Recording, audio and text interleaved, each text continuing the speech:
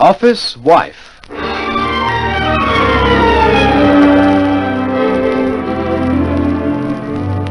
The story of the girl who married her boss and of the girl who took over.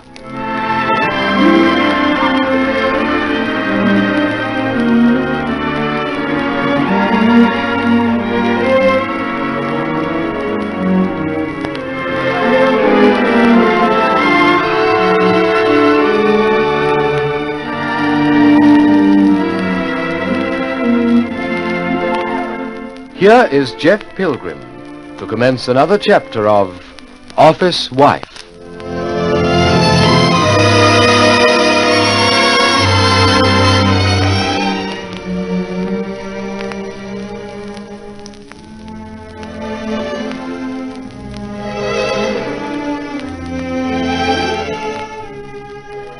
The fuss people are making because Geoffrey Adrian Pilgrim turned out not to be drowned after all. Good grief, you'd think I'd made a great scientific discovery, or even won 20,000 at the races. It was pretty grim for poor little Marcia, just the same. I couldn't get hold of her on the phone, so I wired from Daybreak Island. And as things turned out, she didn't get that either. So the poor kid just walked into the flat late last night, and there I was, a bit put out because I hadn't been met at the aerodrome. And as for this morning, well, the place has been like a snake pit. You know, reporters and chaps with flash bulbs. There was even a character who wanted my autograph. Then there were the phone calls, hundreds of them. But at the moment, Stella Bronson's my caller. Yes, all right, Stella. Tell Benny I'll try to get in sometime this afternoon. And Jeff? Try to save me a few minutes too, will you? Please? Yes, sure thing. But Stella... Bye now. You don't want me to bawl over the phone, do you? Oh, don't be a fathead. Fathead yourself. What did you want, Jeff? Oh, usual things. A wisecrack or two about giving swimming lessons and so on. But mainly, how soon will I be able to see Betty Puller? Oh, yes, of course. Oh, darling, that beastly contract. If only you hadn't signed it. I didn't know things were going to turn out like this, Marcia. Couldn't you possibly tear it up? Hardly. Oh, not that I wouldn't like to. How did Stella sound on the phone? Oh, cheerful. The efficient career woman talking business. Why? Oh, knowing how fond of you she is, I thought she might have cried. Darling, why do wives always think every other woman is after their husbands? Stella isn't every other woman. No, it's all right. Actually, I think it was very sweet of Stella to bring you here and not wait till she could get you to herself. Do you mean that, Bet? Yes. Look, if you'd like to, why don't we have it at dinner? Or the Ambassadors or somewhere. Marcia, you're not growing up, are you? Isn't it about time? Give me a kiss.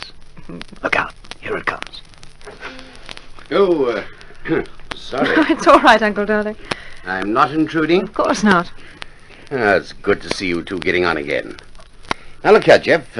You'll come back with me if you can, won't you? Like a shot, sir. But I'm afraid it's out of my hands. I'm seeing Puller about it anyway. Oh, wouldn't it be better if I saw him myself? Yes, maybe it would. Have you made any arrangements? Well, I half promised to see him this afternoon. All right. Well, let things go till you've seen where you stand. By George, I must be off. Dinner at our place tonight? Yes, definitely. All right. We'll see you both then. Oh, Marcia, where the devil's my hat? Out in the hall. Oh, yes. I want to get things straightened out, Jeff. That fellow Palmer's in your shoes at the moment.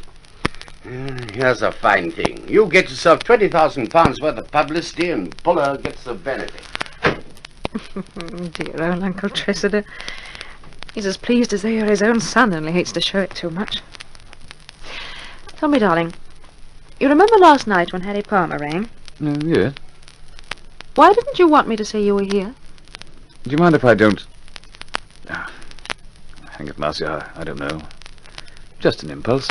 You weren't very pleased that he rang at all, were you? You're my wife. And that's something I must find out. What did he ring for? I don't suppose anyone he knows saw you at the aerodrome, did they? Possibly. Look, darling, I must bolt. I've about 20 things to attend to. Do you want the car? No, you take it. Oh, when will I see you? I'll buy you a drink at 4:30. Gracias? Unless there's somewhere else. I'll be there. Tongue out and all. Jeff. Oh, darling, I'm so happy. For a man who's supposed to be dead, you look marvellous. Why, thank you, my sweet. 4:30. But you're not happy about Harry Palmer, are you, Jeff? And neither am I. Funny. Palmer's the only person who hasn't been on the phone this morning.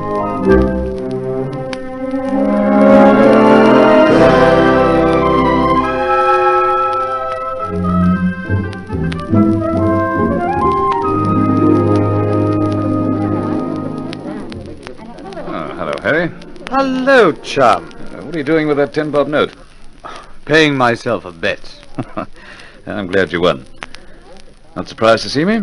Well, I can read the newspapers, can't I? That was the bet. Something told me you'd remember our old midday pub, and, well, I've been watching the door. I'll buy one. Oh, there's one on the way. Oh, it's good to see you, old boy. Shake. You know why I didn't join the merry throng on the phone this morning, don't you? No? Just because I knew there would be such a throng, that's all. Between pals, there's no need for me to go on with a lot of guff, is there? I'll throw my arms around you if you'd really like it. Some other time. You rang Marcia last night at something to do. Any special reason? Yes, a very special reason.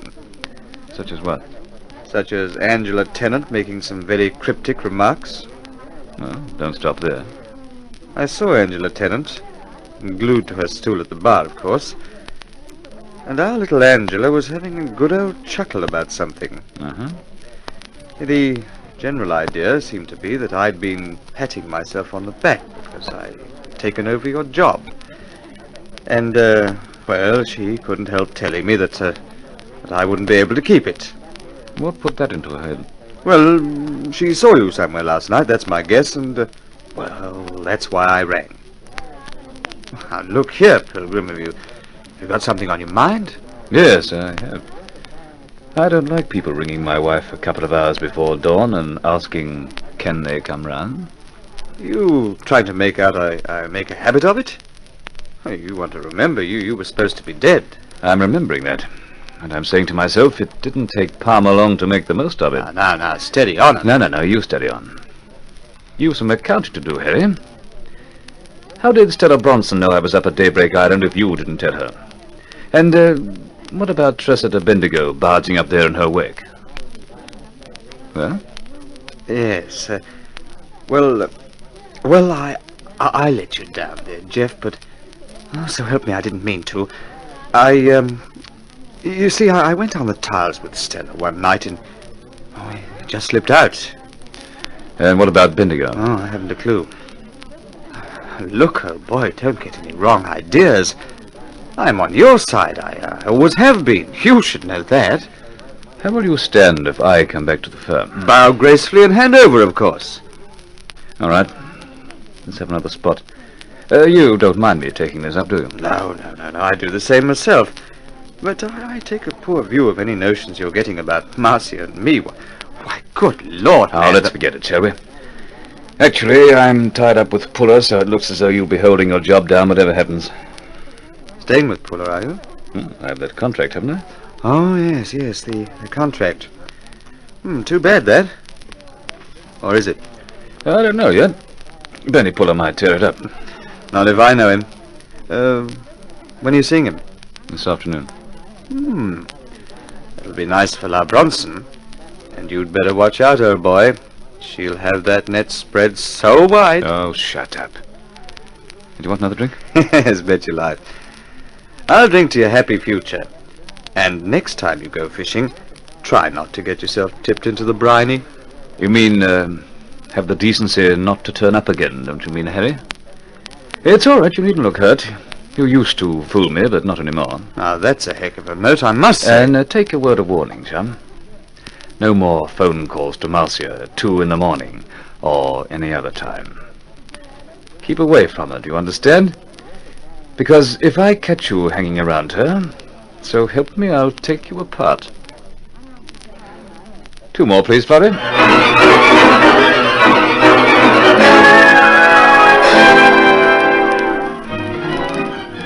nothing in my book to tell me how to behave. Nothing. If you want me to feel an utter goon, Stella, just start shedding tears. You're going to ask Benny to let you out of our agreement, aren't you? Mm-hmm. What are my chances, would you say? If I can swing it, the chances don't exist. Why? Don't use your head, Jeff. I was only hoping there might be some other reason but the obvious ones. You're a blockhead if you go back to Bendigo's, Jeff. I'm not even going to ask you about Marcia, but have some sense. Stay here with Benny Puller. You mean stay here with you?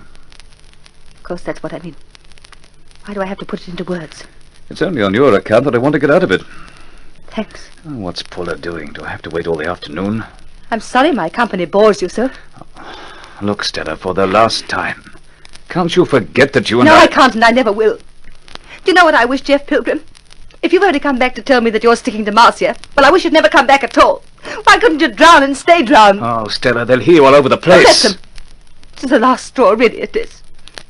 When I read the paper this morning, I thought all sorts of things. I thought you'd do anything but go back to Marcia. I'd better wait somewhere else, hadn't I? You do whatever you like.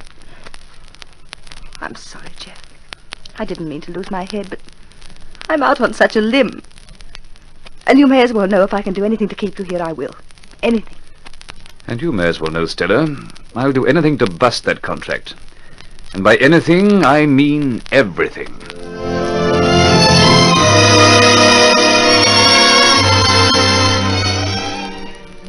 Somehow, I've simply got to get out of this. If I want to keep Marcia, I won't be able to work here. Not if I have to comb Stella out of my hair every 5 minutes. So, Mr. Benny Puller, you're going to have a case of very special pleading on your hands. And for my sake as well as Stella's, I hope you do the right thing. Brother, you'd better.